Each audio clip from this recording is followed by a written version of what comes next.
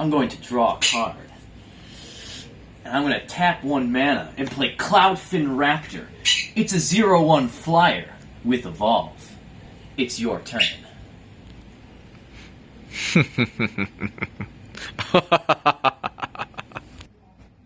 Now it's my turn to draw a card.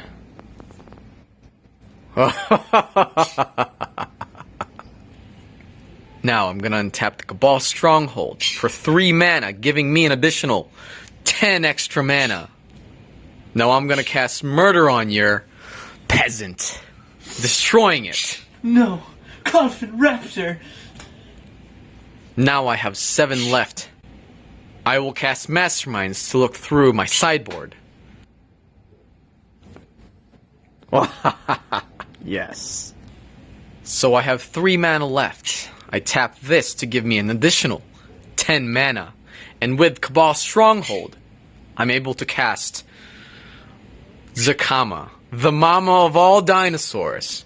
And as it comes in, I untap all of my lands. No, it can't be. And so now I have 24 mana. And with 24, I cast another Masterminds on you, giving me the ability to look through my sideboard once more. Banefire. I cast Banefire on you for 19 damage. And I swing for Mama Zakama for 9 extra damage. This game is dumb. I hate it. I'm just gonna go watch anime. Anime's never let me down.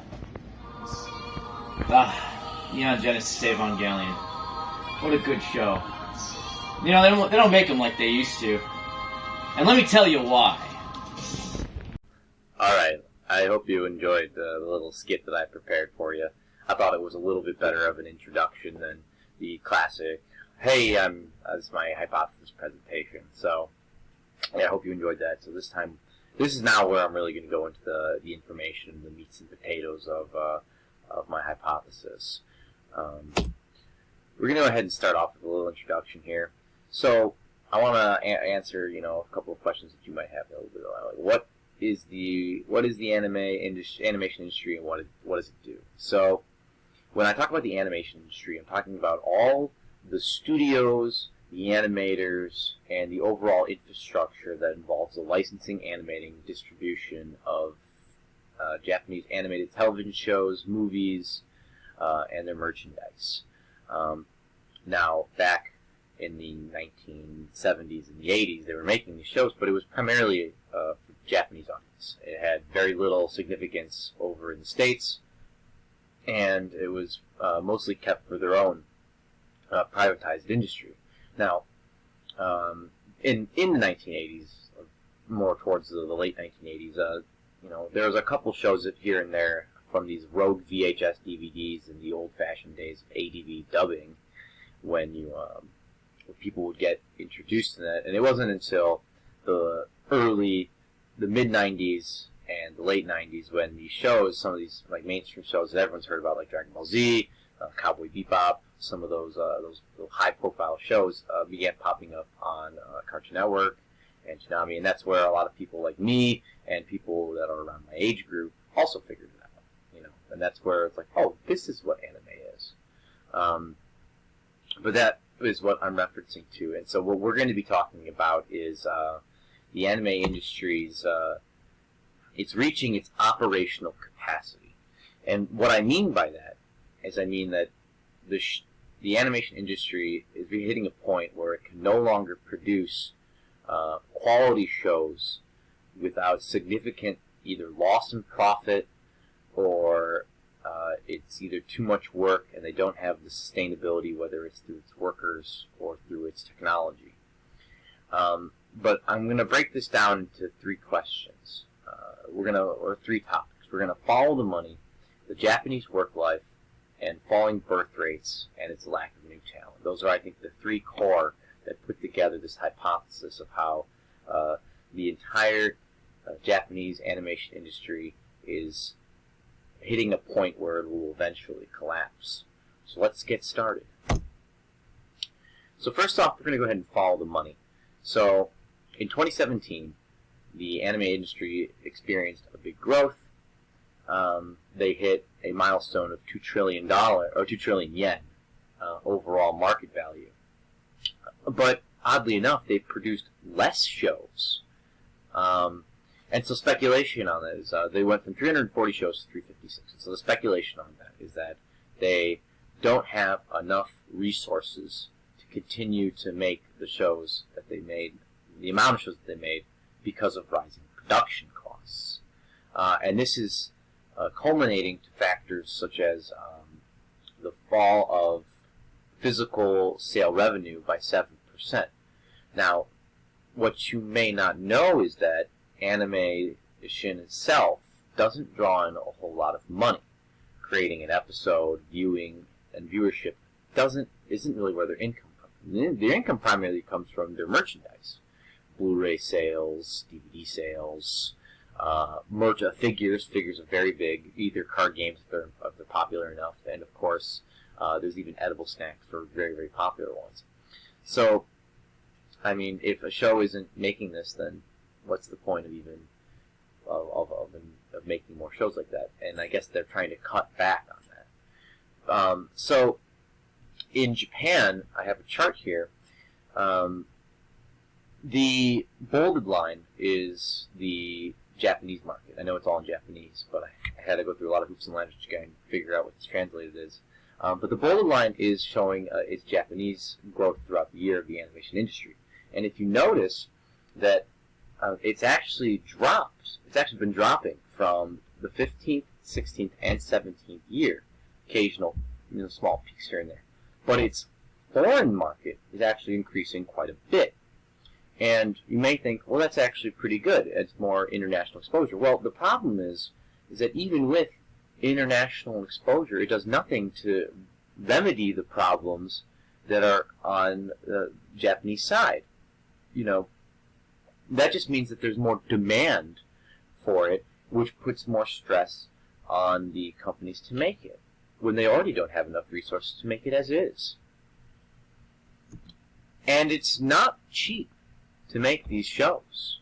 These shows are very expensive. A 30-minute episode costs about $145,000. The majority of what makes up animation is usually like these 25 to 30-minute episodes. And it hardly covers its costs. And the majority, as I said, the majority of its sales derive from physical merchandise. And since that has been dropping by 7%, you can see how it kind of snowballs. So here we have a little pie chart that represents some of the important aspects. You have your episode directions, and then you have your key animators. The two biggest things are your key animation supervisors and your key animating. And those are just the highest paid things there, while your regular animators are the ones who are just scraping by. And we're going to talk about that next, which is the Japanese work life. So these animators are typically freelance artists that will come into the industry, and they work extremely long hours, but for very little pay. So on average, a good animator, they make $1.80 per drawing. Your basic entry-level freelancer, and they can make about 20 drawings per day for a $36 paycheck per day. Average working days, depending on marketable demands, will be anywhere from 11 to 16 hours. 2017 to 2018, you can probably suspect these people were working about 15-hour days, given the amount of demand. Roughly an average monthly take-home salary of $972,000. You can tell that these people who are working in this industry and not getting paid for it are basically working themselves to death for pocket change. And it's unfortunate, but it's part of Japanese culture. And we see this in Japan's work-life balance. And they have a very, very poor track record of worker and employer and employee relationship. They even have a term for it now called karoshi, which is death by overwork. Back in 2017, a 23-year-old foreman committed suicide because of extremely long work days. And when I mean extreme, I mean 212 hours of overtime in 1 month, which roughly translates, if you were all things being equal, a 93-hour work week, or 13.28 hours per day for 7 days a week. And this persists across businessmen to contractors and animators. Long hours, little pay, and you might ask yourself, why do they work so much? Why? Well, this you can. There's a lot of different factors. There's a lot of cultural things that persist throughout, and this stems from a post-construction mentality. You know, kind of like you got to work for the collective, and that's how we become, we get strong as a country. And there's that meme out there called "High Expectation Asian Father." And for us, that's comical, but to some people, that is a very real and very sad reality about the way they work. It's unfortunate, but true. Now, the next aspect I'm going to talk about is Japan's falling birth rates and talent. So, as we talked about in one of the previous sectors, there's Japan's birth rate's the lowest it's ever been. We talked about it, one of the issues about do we have a population problem, and the yes and no article had different opinions, but so Japan has a 1.43 at 2018 birth rate, the lowest it's ever been in 2018. A 2.07 is the replacement levels to maintain a population, and because of that, you're finding that they're having now massive labor shortages, and this goes, as I said, it spans across everything from animation to even construction to businessmen, and because of an aging population, there is way more demand than there is supply, which is unfortunate. I mean, you have these old animators and these old directors like Hayao Miyazaki. Miyazaki films like Spirited Away, Howl's Moving Castle, if you've ever heard of, seen those. They're very beautiful tales, but that guy has to constantly come out of retirement in order to make these because there's no one else to replace him. Eventually, he's not going to be there anymore, and they have to figure out who's going to be the next people to take over. Now, if everyone realizes that working as an animator has no pay and extremely long hours, who's going to want to join that? So you start to find that you are getting these. It seems pretty bleak, with the animation industry hitting all these factors, culminating upon themselves. But there is some good news. It is unlikely that it will just disappear out of nowhere. Likely, it's just going to see a lot of hardships in the future. And if you're an animator, if you're an anime watcher like me, and I think there's one other person in our class, likely you're going to see less and less of these shows that you enjoy to watch. There's going to be a growing deficit with wage reforms and wage increases, labor unions, and population stabilization is a big one, and technology advances to try and automate some of these processes.